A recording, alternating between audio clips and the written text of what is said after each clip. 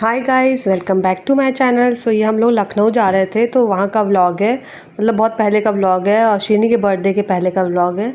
और मम्मी की तबीयत ख़राब थी तो उनको देखने ही हम लोग जा रहे थे और बहुत दिन से वो बुला भी रही थी और काफ़ी टाइम से हम लोग गए भी नहीं थे। तो यहाँ पे श्रीनी है और मस्त गाड़ी में बैठ के डांस वांस कर रही है, बहुत इन्जॉय कर रही थी। और वो थोड़ी बड़ी भी हो गई है तो तब से वो गई नहीं है लखनऊ। और पर जब वहाँ पे गई थी तो बहुत ही छोटी थी। तो यहाँ पे हम लोग ना पहुँच गए थे तो नेक्स्ट डे हम लोग कहीं जा रहे थे घूमने। तो घूमने क्या जा रहे थे, अंश का फ़ोन लेने जा रहे थे, मेरे भाई का। तो ये हजरतगंज है लखनऊ का, बहुत ही सुंदर लगता है, पूरा विंटेज लुक देता है ये। तो ये इसके पास ना इसके आगे एक जगह है, वहाँ पे गणपति मोबाइल्स है, वहाँ हर तरीके की एक्सेसरीज़ मिलती हैं। तो ये मोबाइल अंश ने लिया था, बहुत ही प्यारा मोबाइल था, बहुत सुंदर लग रहा था। उसके फ्रेंड ने एक्चुअली उसको सजेस्ट किया था, नथिंग का फ़ोन है और बहुत अच्छा इसका कैमरा क्वालिटी है। जो गणपति के ओनर है ना, तो उन्होंने अनबॉक्सिंग कर दी थी फ़ोन की, तो मैंने उनका वीडियो भी बना लिया था यहाँ पे अनबॉक्सिंग करते टाइम। तो ये ना मम्मी डॉक्टर को दिखाने गई थी, तो फिनिक्स के बगल में हॉस्पिटल है अपोलो, लखनऊ में जो फिनिक्स है, तो वहाँ पे ना हम लोग चले गए थे। तो शीनी यहाँ मस्त इन्जॉय कर रही थी और यहाँ पे ज़ूडियो में मम्मी फिर उसके बाद आ गई थी। मतलब मम्मी जिद करने लगी कि मुझे कुछ कपड़े देने हैं, मतलब शीनू को देने हैं और इनके लिए भी कुछ लेने थे कपड़े इनको, मम्मी को। तो वहाँ चले गए थे हम लोग। फिर नेक्स्ट डे ना ये मैं आलमबाग गई थी, तो वहाँ से भी थोड़े बहुत सामान वामान लेना था, इसलिए मैं चली गई थी क्योंकि तीज था। तो मम्मी कह रही थी कि जाके सब सामान लेके आओ। तो यहाँ पे ना ये मुझे मेहंदी लगा रही थी, ये मेरी मौसी की बेटी है। तो हम लोग सब साथ में ही वहाँ पे आए थे, तब कुछ दिन बाद ये लोग आए थे। तो ये उसने देखी कितनी सुंदर मेहंदी लगाई है और एक हाथ में ना मुझे मेरे चाचा की बेटी ने मेहंदी लगाई थी, वो भी बहुत सुंदर लगाई। मैं उसकी ना फ़ोटो नहीं क्लिक कर पाई थी। तो यहाँ पे ना शीनी के बर्थडे की प्रिपरेशन हो रही है। एक्चुअली प्री बर्थडे ये लोग सेलिब्रेट कर रहे हैं क्योंकि हम लोग को 4th को मुझे निकलना था और 10th को बर्थडे था शीनी का। तो यहाँ पे देखिए मस्त केक आया हुआ है, बहुत ही सुंदर केक था, ये बटरफ्लाई बनी हुई थी इसमें और बहुत ही प्यारा डेकोरेशन था इस केक का। और यहाँ पे ना हमारे नेबर में दीदी एक रहती हैं, तो उनका बेबी है, उसको हम लोगों ने बुला लिया था। तो श्रीनी को बहुत ज़्यादा मज़ा आ रहा था उसको देख के। वो बच्चों के साथ ना वो बहुत खुश होती है, बच्चे बच्चों के साथ खुश होते हैं। तो यहाँ मैंने कैमरा सेट कर दिया था सही से और सब लोग आ भी रहे थे।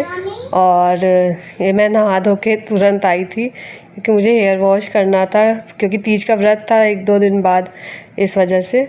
और यहाँ पे श्रीनी ना केक देख रही है, बार बार ना उसको टच करने की कोशिश कर रही थी। और ये देखिए कितनी एक्साइटेड है, हाय बोल रही है। यहाँ मम्मी टीका लेके आई थी कि इसको टीका लगा देते हैं। हम लोग पापा का एक्चुअली वेट कर रहे थे क्योंकि पापा ऑफिस गए हुए थे तो थोड़ा टाइम लग रहा था। मैंने उनको कॉल किया था तो कहते 10 मिनट में आ रहे हैं, तो ट्रैफिक में फंस गए थे, इसलिए काफ़ी टाइम लग रहा था उनको। तो यहाँ पे ना मैंने कहा कि मम्मी कटवा देते हैं क्योंकि श्रीनी ना लगातार मतलब टच कर रही थी केक को। और ये देखिए इसको बर्थडे कैप पहनाया गया था, इसने निकाल के फेंक दिया। ये बार बार पहन तो रही थी, क्रियांश को देख के उसकी एक्टिंग कर रही है, वो पहना हुआ है ना तो उसकी एक्टिंग कर रही है, बहुत ज़्यादा इंजॉय कर रही थी ये। और उसके बाद ना पापा आ जाते हैं थोड़ी देर पे, तो फिर थोड़ी देर बाद तो फिर हम लोग मतलब केक कटिंग स्टार्ट कर देते हैं। यहाँ देखिए खुद से कैप लगा रही है ये, और इतना सुंदर केक लग रहा था ना कि काटने का मन ही नहीं कर रहा था। यहाँ मम्मी खड़ी हैं, यशी है, सब लोग हैं और शीनू की मौसी जो है वो ऑफिस कर रही थी। तो इस टाइम पे ना पापा आ गए थे तो मैंने कहा आप केक कट करवा देते। दोनों बच्चे देखिए कितने ज़्यादा एक्साइटेड हैं, केक देख देख के इतने खुश हो रहे थे ना। और श्रीनी का तो देखिए नज़र ही नहीं हट रहा है, और कैंडल्स जलाए थे ना तो वो ब्लो कर रही है देख के दूर से ही। अभी उसको मतलब कहाँ इतना ब्लो कर पाएगी, लेकिन कोशिश कर रही है प्रॉपर, ये देखिए कि वो मतलब ब्लो कर ले।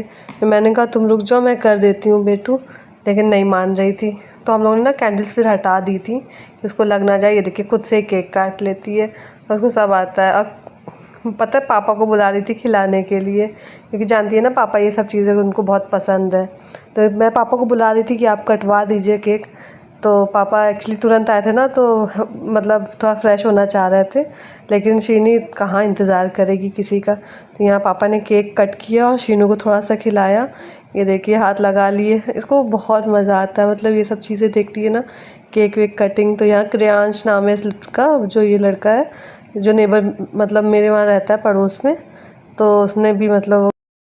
तो शीनी को ना मम्मी ने मेरे स्पून से खाना सिखा दिया है सब चीज़। तो अभी ना वो स्पून से ही हर चीज़ खाती है। वो जब से यहाँ पे भी आई है ना, हर चीज़ स्पून से ही खाने की कोशिश करती है। इवन पानी पहले वो ग्लास से पीती थी, लेकिन अब ना वो स्पून से मांगती है कि स्पून दो, मुझे स्पून चाहिए।